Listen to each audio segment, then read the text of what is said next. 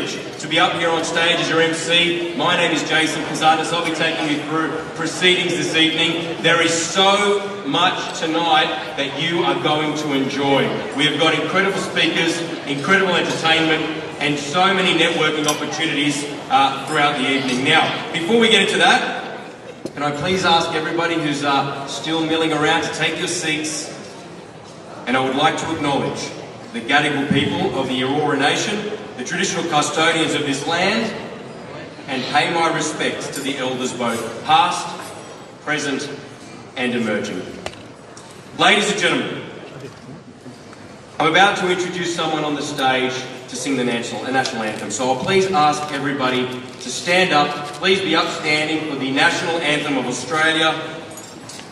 Sheridan Mowat is going to be singing it. She's an actress, singer, dancer, performing on London's West End and Broadway in New York City. You may have seen her in your loved musical Hamilton, Princess Jasmine in Aladdin, and the original company of Cirque du Soleil's Broadway musical Paramour. Co-director of Danceworks Australia. Ladies and gentlemen, please welcome Sheridan Mowat to sing the Australian national anthem.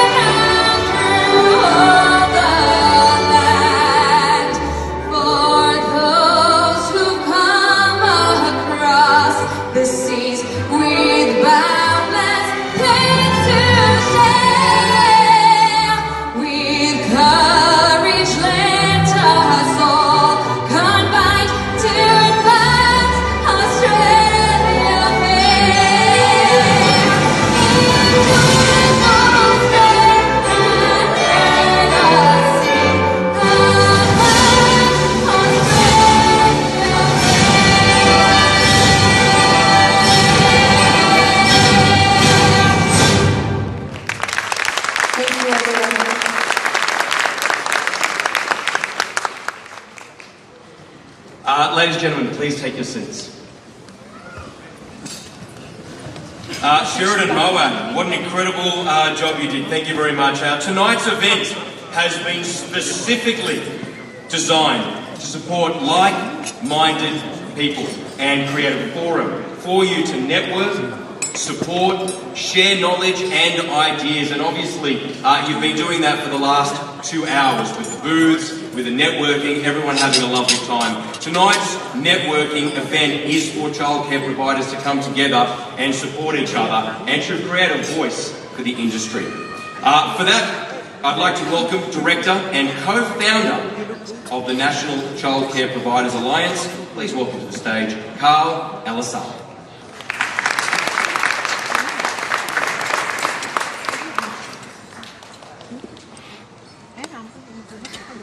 Ladies and gentlemen, welcome to the second year event of the National Childcare Providers Alliance. And I'm honoured to address such a distinguished audience.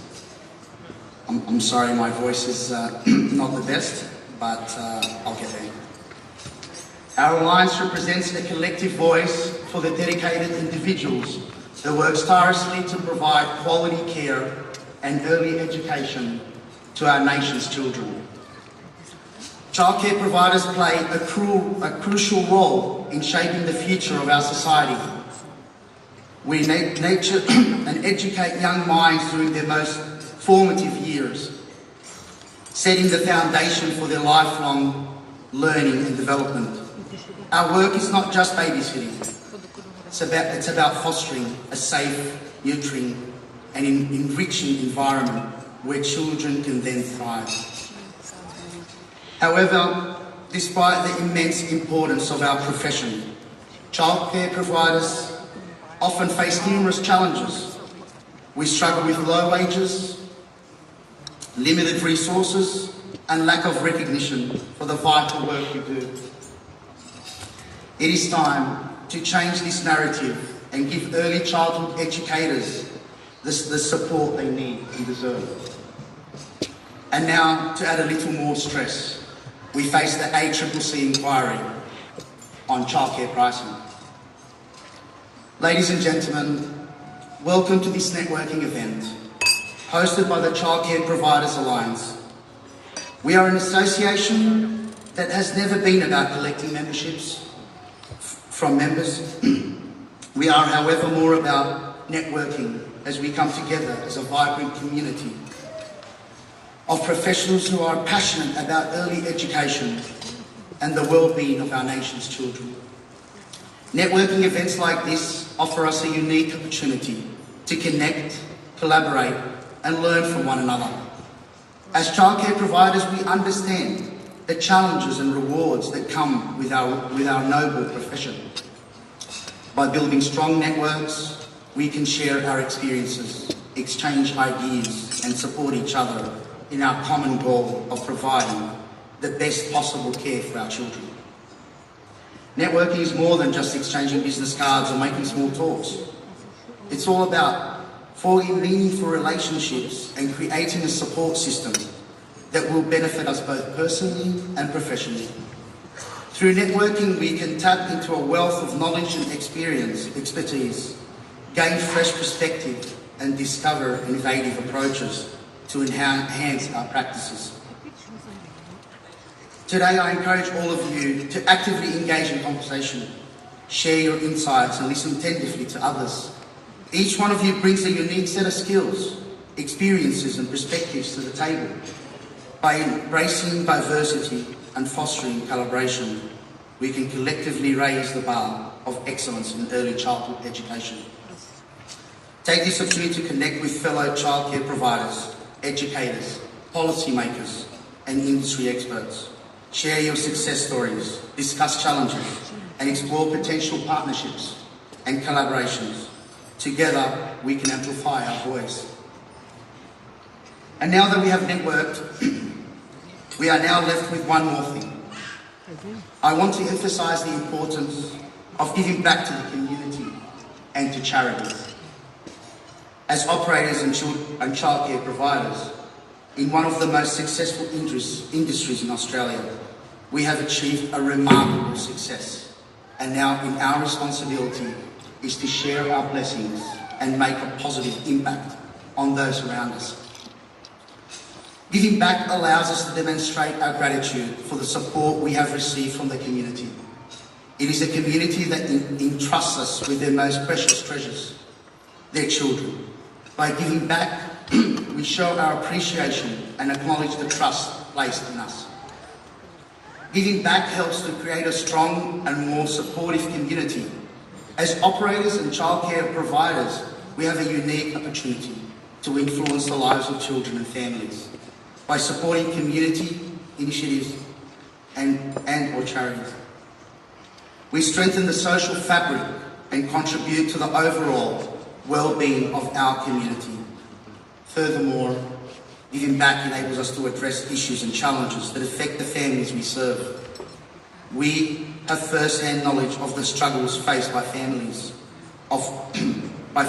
whether it's financial hardship, access to resources, or specific needs of children. By engaging with charities that align with these concerns, we can directly address these issues and provide much needed support. Moreover, giving back enhances our reputation as responsible and compassionate operators and providers. It demonstrates our commitment to social responsibility and showcases our dedication to making a positive difference beyond our business operations. For your convenience, we have partnered up with some charity organisations here today. Also, as most of you already know, that by donating today to our partner, Shepherd of Egypt, you will be in a draw for winning this lovely Land Rover at the back there. If you all look back now, you'll see. More on that later out through the night. Ladies and gentlemen, this night would have not been possible without our dedicated sponsors, of whom will be mentioned all of them shortly. And thank you for your continued support, and please enjoy your night. Thank you.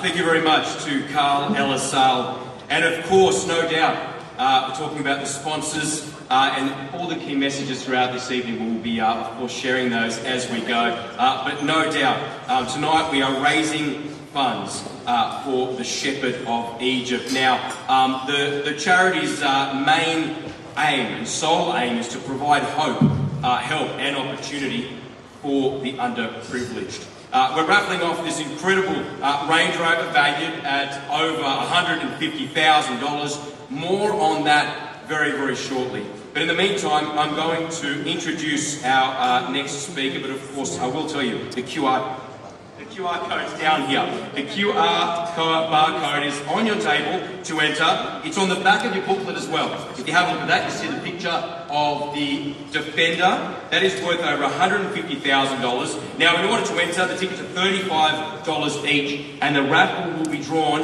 by a show of hands, by the way. Who was at the Shepherd of Egypt event earlier this year? Do we have anyone in the room that was at the Shepherd of Egypt event? I see lots of hands going up. It was an incredible event where we raised an incredible amount of money. I think over $1 million was raised, and of course take it to Egypt for incredible work that they do. Tonight you can buy those raffle tickets for $35 each. However, there is a special promotion.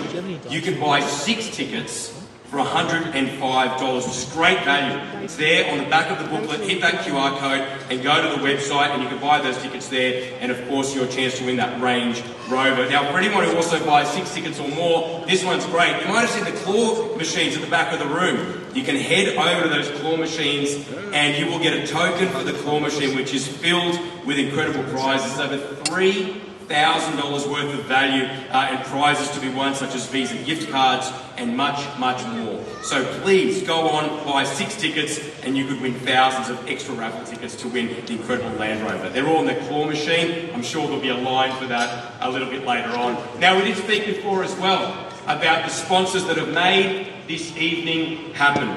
We'd like to thank our platinum sponsors first of all. They're on the screen, as you can see, but I'll mention them. Provincial, of course. Can we get a big round of applause for Provincial? Kindermate, Save Our Service, Shepherd of Egypt. Yeah, you can make some noise. And Al Dali Printing as well. Please give them a big round of applause. There they are. They're over there. The silver sponsors as well. We've got Westpac, Hema Note Consultants, Kellyville Kitchens. Yeah, let's hear it. EI Australia, Empire, Childcare, there they are, there's Empire. Childcare Cleaning Supplies, where are you guys?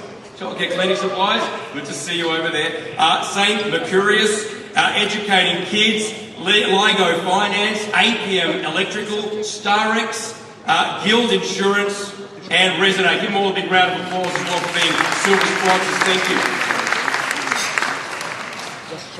Remember at school I used to ask you, please wait until the end to give a round of applause, but I think that all of those sponsors deserve the applause all the way through. Thank you so much for making this evening and this entire networking experience possible. Right now I'd like to welcome our next speaker to the stage. Please put your hands together one more time for Steve Moore from Firefly HR.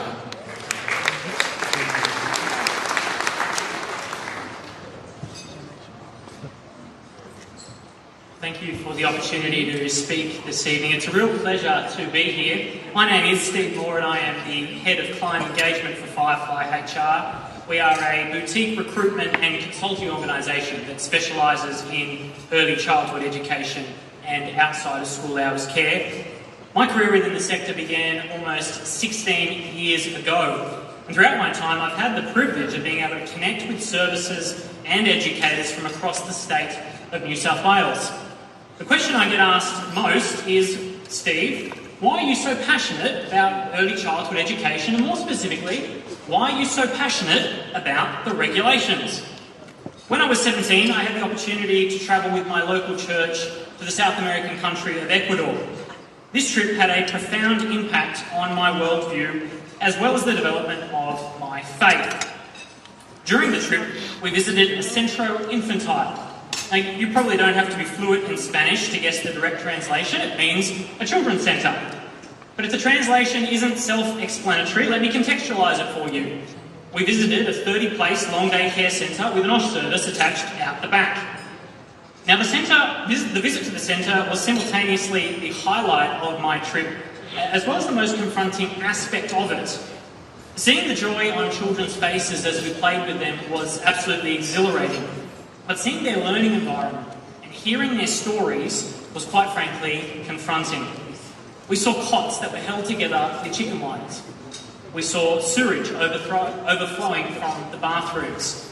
And when we asked why many of the children had an itchy rash on their face, we were told that the centre was battling an outbreak of scabies.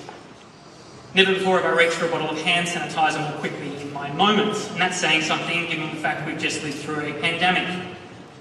As owners and operators of early childhood services, you provide education and care in a highly complex regulatory environment. And you can be forgiven for thinking that regulations perhaps get in the way, even stifle children's learning. That bureaucrats and policy wonks sit in an ivory tower coming up with new regulations or tinker with old ones to simply justify their own existence. That they love paperwork and they want to take educators away from spending time with children. But at the heart of our regulatory system is a desire to honour that fundamental right that all children have, and that is to be protected and be kept safe when they attend early childhood education and care service. Throughout the year, there have been many changes to our regulatory system, far too many for me to go into great detail now, but I will touch on just a few. The Royal Commission into the Institutional Responses to Child Sexual Abuse has revealed a great failure of our society to protect the most vulnerable within our community. Out of the Royal Commission has come the National Child Safe Standards. These 10 standards are now required to be embedded within the service operations at all your services. In the past 5 years, we have seen at least 68 children left on buses. And the reason I say at least 68 is because there were 68 reported instances. We don't know how many instances went unreported. And this has resulted to some fairly significant changes to the way children are transported to and from services. But perhaps the most significant change of all is the change to the notification period for assessment and rating visits.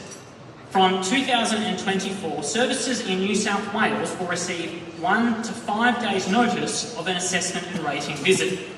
This means that services could theoretically receive their notification on Monday and have the visit take place before the end of the week. Now, much can be said about the efficacy of our regulatory system. Some fear that it's placing even further pressures on already burdened educators, and it's exacerbating the workforce shortage by accelerating the exodus of early childhood practitioners from our sector. But it does have its place. It places children's health and safety at the forefront of everything that we do. Services must always be ready to give an account for the service and education that they provide. But this is not easy. In fact, it's quite difficult. There are organisations like Firefly HR and our parent company owner that stand at the ready to provide educators and providers with help and support.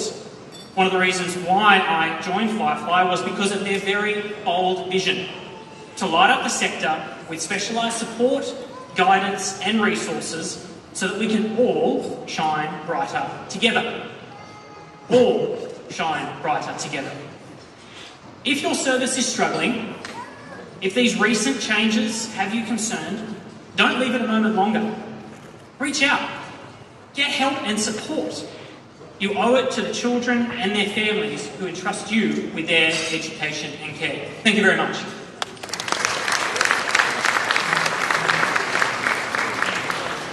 Thank you very much, Steve Moore from Firefly HR. And of course, I was just going to ask in the room, if you could stand up and put your hand up. Is Peter Hanna in the room? Is Peter Hanna here this evening? We have Peter Hanna? No, not yet. Maybe running a bit late. All right, we'll ask for Peter Hanna a little bit later on. But in the meantime, I'm going to welcome someone that I'm sure a lot of the people in the room know. Jackie Daniels. She is the director and co-founder, look at that, the applause already starting, the director and co-founder of the National Childcare Providers Alliance, principal consultant and CEO at Provincial Childcare Licensing and Sales, very busy woman. She's also the CEO and founder of Little Scribblers Early Learning Centres. Now, Provincial, you might have noticed their booth before. If you don't know who they are, you're probably alone in the room because I think everybody knows Jackie and the work that Provincial does. It's a one-stop shop if you want to buy or sell a centre or need help with your provider licence. Ladies and gentlemen, please put your hands together for Jackie Daniels.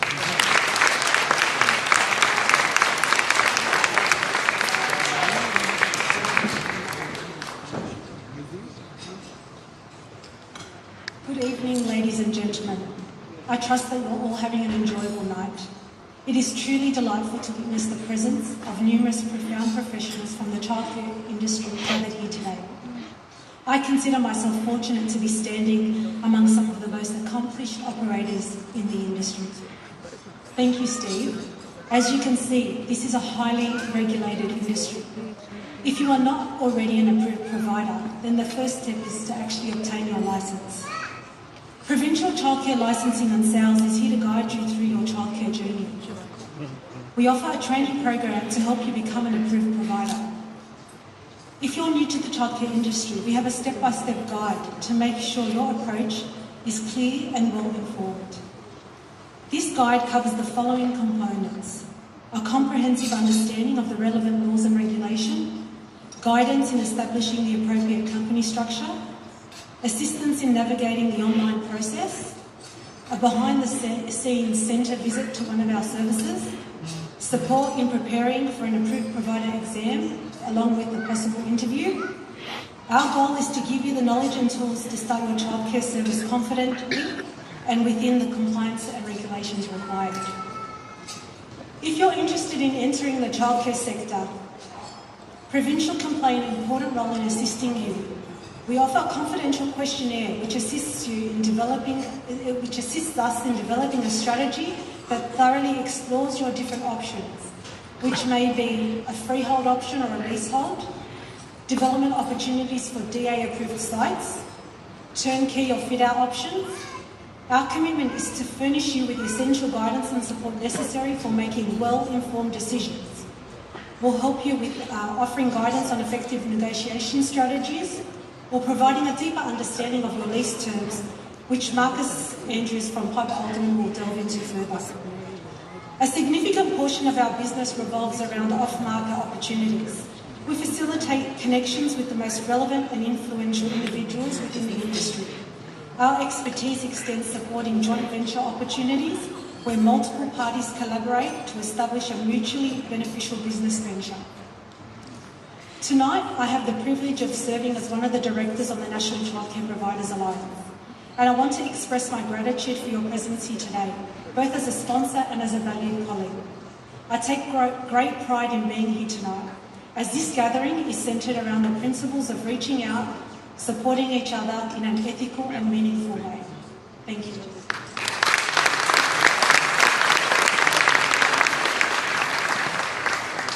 Thank you very much to Jackie Daniels this evening.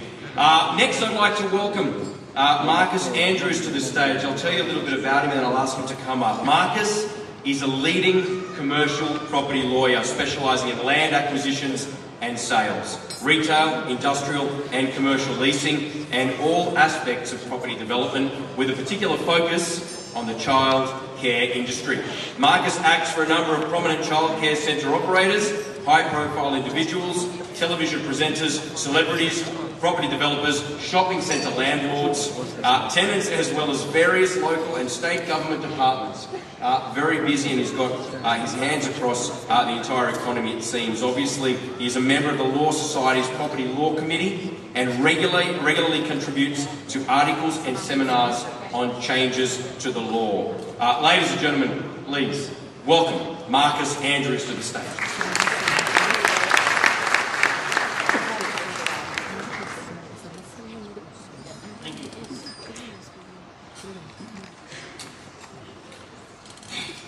Good evening, ladies and gentlemen. My name is Marcus Andrews, and as you've heard, I'm real estate partner for oppourtunity.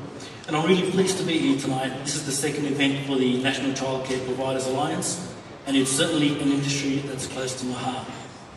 As I wandered around earlier tonight, I saw a lot of familiar faces, many of whom I grew up with or played soccer with when I was quite young, and now I've represented for more than 20 years.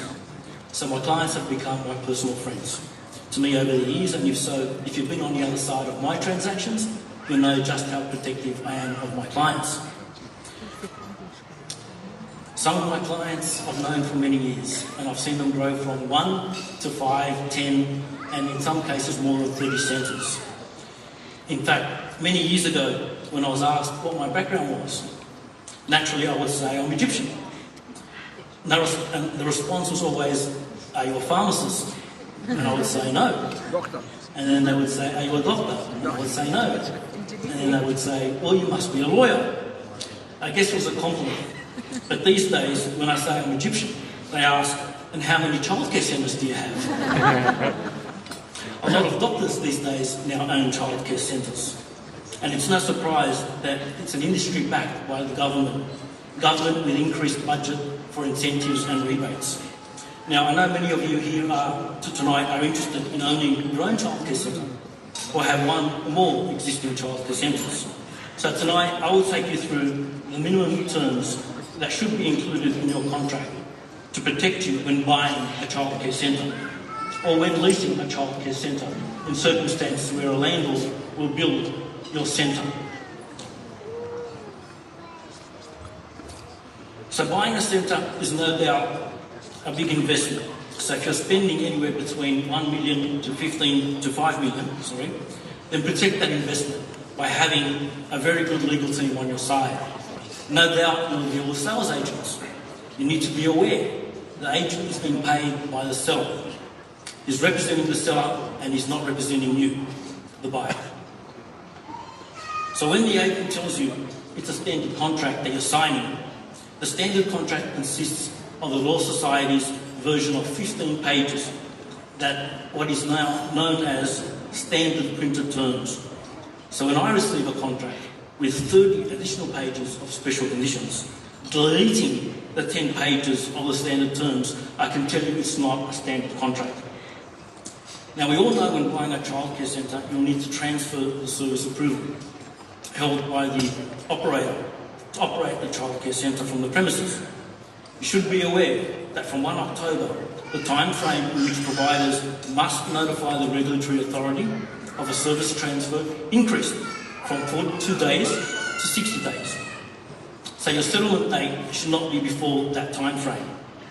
Now, when negotiating the price, you would have received from the seller a bundle of financial information. It would set out the centre's profitability and relevant occupation numbers, including the number of approved children committed under the service approval, together with a number of other documents that we refer to as the due diligence material. So you want to make sure that you include in the contract a number of warranties, which are promises. Now, I can't stress how important it is to fight for these terms to be included in your contract. Most of the time, I receive the contract prepared by the seller's solicitor with terms excluding any form of warranties and representations made by the seller. This is not appropriate by any means. The seller is selling a business at a price that is agreed based on the information provided. If it turns out that the information provided by the seller is wrong, or the business is not operating within the compliance regime, then it is misleading to the buyer. The buyer may suffer significant losses, and the buyer should be entitled to damages as a result. So this is one of the areas that go horribly wrong if the buyer is not adequately protected.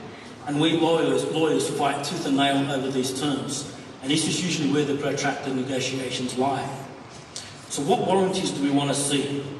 Well,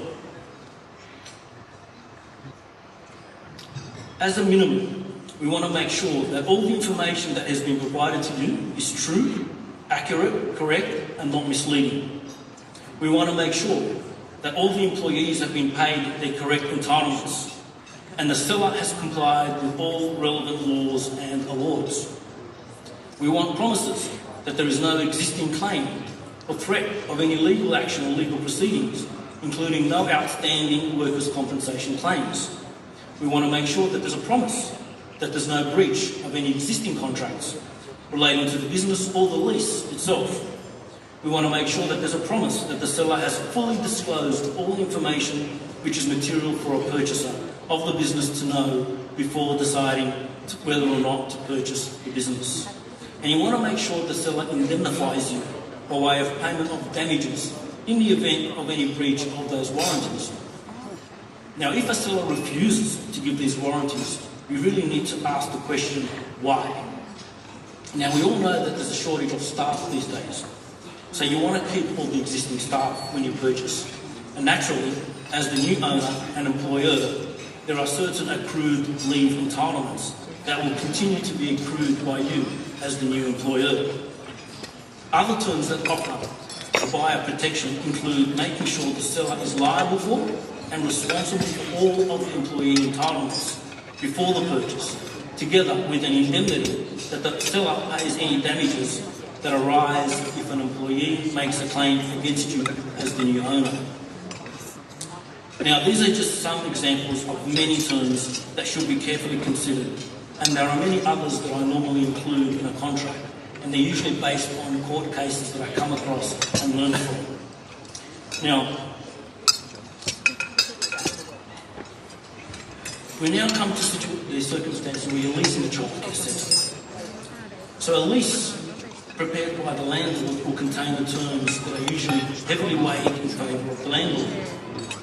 The lease is one of the most important assets of your business. This is where the value of the centre can be affected. And a poorly negotiated lease can make it very difficult to sell the business in the future. It also can affect the value. So it is imperative that these terms are balanced to ensure that they are not only no obstacles to the sale of your business in future, but that it actually holds value. A good buyer will always look at the lease terms when negotiating the price. And this is one of the first things I look at when I'm acting for a client purchasing a business. By way of example, I recently reviewed a lease, and it contained a very unusual term, and it was hidden in the actual lease itself. And it had a term that required the tenant to give the landlord 20% of the price on a sale of the business. And this was a condition of the assignment or transfer of the lease. So that immediately reduced the value of that business. Even worse, the lender refused to finance on that basis. Another simple example I came across very recently is typically in a market rent review. A rent review was to take place each 5 years that took into account the highest and best use, and it contained a minimum 5% increase. Now, this is very unusual for a market rent. When you're looking at market rent, you're looking at comparable premises of childcare centres. A typical market rent should go down or up. At the very least, I would expect a ratchet where it doesn't go below, but not certainly a minimum 5% increase. So what do we want to see in the lease when acting for a tenant? Well, we want to see at least these basic terms. We want to make sure that the tenant is released on a sale of the business when the lease is transferred. And this is one that I rarely see, but I often insist on, because when you sell the business, you as a tenant typically remain liable if the new tenant doesn't pay the rent. So you want to make sure you're released, and you want to make sure your lease automatically covers that when you are selling. We want to make sure that there's no personal director's guarantees. Remember, your property and your assets are on the line. So if you've structured your business on a company basis, then you have created a corporate veil. That should not be pierced by providing personal director guarantees. The security in the assignment of the lease should be on the same terms as those provided by the existing tenant. You want to make sure the landlord doesn't take more from the new tenant, which can create an obstacle when you come to sell the business. The repairs and maintenance obligations, they need to be tightened. Landlords are very good at passing on their repair and maintenance obligations onto the tenant, particularly for capital and structural maintenance repairs. Market rent reviews should be fairly reflective of the market. You want to make sure that market rent should typically take into account market rent incentives at the time. Notices during the Christmas period. Now this is one that I came across and I started to include in fact in all my contracts and leases. And I came across this by way of a certain incident that occurred with one of my clients. And it came across by way of a nasty landlord. In a market rent review, the landlord was required to give a notice of what it purported to be the market rent at the time. So the lease contained a provision that allowed the tenant to dispute the market rent notice within 5 business days. And if the tenant did not dispute the market rent, then the rent that was put in the landlord's notice was deemed to be the market rent. Now this particular nasty landlord decided to serve that notice on the 23rd December. Now typically we usually close, and offices and childcare centres tend to close around the public holidays and the Christmas period. So serving it on the 23rd December during the time when the childcare centre was closed meant that the tenant was unable to pick up that notice and dispute it. The result was the rent determined by the landlord in his absolute discretion remained the rent. So now I include in my terms clauses that don't allow notices to be served between 23 December and 8 January, and if they are served between that Christmas period, then it's deemed to be served on the next business day after the 8th of January. The next one that's important is the ability to license the premises to a related party without obtaining the landlord's consent. Now, why do we do that? Well, ideally, you'll accumulate a number of childcare centres. So childcare centres should be structured in a way that if one centre is dissolved or is put into administration, the other centres are not affected. So the provider approval will often be held by a main operating entity. Now I know, let's give an example. I know you all like to call childcare centres little something or big something. So let's say the provider approval we'll call it Big Bird. Now, Big Bird will hold many service approvals, being one for each specific centre. So let's say one service approval is the name of Little Bird, and Little Bird will be named as the tenant for that centre. So we then include a term in the lease that allows the tenant, in this case Little Bird, to license the premises to the related entity, Big Bird. Now that entity obviously holds the provider approval, and that will satisfy the regulatory authority that the provider has the right to occupy the premises for the purposes of managing the centre. That way, if Little Bird flies away or dies, then the remaining centres and the provider approval is not affected by it. And there are many more terms that I usually include in leases, and these are just some examples. And it just illustrates the importance of having a really good legal team by your side to foresee the future when you do come to sell your centre as well, not just acting for you when you're buying the centre. And now occasionally I'm often asked to provide expert opinion on terms of a contract or lease to determine what the intention was, or to determine the responsibilities of a buyer or seller, or even the landlord and tenant in the case of a lease. And that's because the terms are not properly prepared or drafted, and so the intention is not clear, and this is where disputes arise. And it can be a very costly exercise to unravel that dispute. So be cautious before signing that contract, be cautious before signing that lease and have it properly reviewed and negotiated. One of the best advice I can give you is, as Jackie knows, Jackie Daniels has a wealth of knowledge, and I've worked with Jackie for a number of years. So if you are unsure, the first point of call should be contact Jackie. She has a wealth of knowledge and can guide you through a number of issues, particularly at the starting point. The other thing to remember is to get your lawyer involved early, at the time when you are negotiating the price and at the time that you're negotiating the lease, because often you can include these protections as part of the commercial negotiations. And remember, the agent is acting for the seller. So I often hear things like, the agent told me that the centre has 95% occupancy, or that the occupancy levels won't change, or the seller is providing a brand new play centre. And I need to remind you, if it's not in the contract, you will not have the benefit of those terms. That pretty much concludes what I want to say, and I really thank you for your attention, and I hope you enjoy your evening. And again, I look forward to seeing more of you around. And if you do have any questions, come and see me. I'm not sure if we do have any time for any questions. I will throw the floor over to anyone who has any questions. But if there are no questions, feel free to come and see me. No questions?